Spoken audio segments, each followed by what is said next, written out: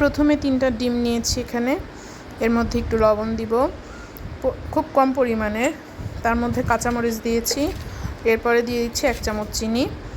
এবার এটাকে খুব ভালো করে ঘন্ট করে নিব, একদম ভালো করে মিক্স করে নিব।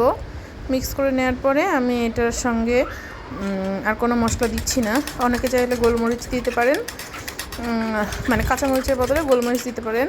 তো কাঁচামরিচের গন্ধটা আমার কাছে বেশি ভালো লাগে জন্য কাঁচামরিচ দিয়েছি। তো এটা দিয়ে আমি কি তৈরি করব হয়তো বুঝতেই পারছেন। এটা দিয়ে তৈরি করব হচ্ছে পাউরুটি টোস্ট।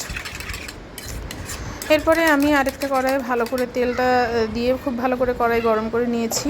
এইবার এইভাবে পাউরুটি ডিমের মধ্যে চুবিয়ে এপিট ওপিট করে এইটাকে তেলে ছেড়ে দিচ্ছি।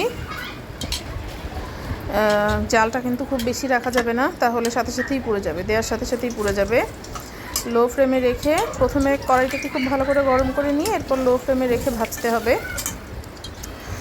এই তো একটা একটা করে সবগুলোকে ভেজে নিচ্ছি। এইখানে আমার 3টা করে ছিল জন্য আমি 3টা করে দিয়েছি।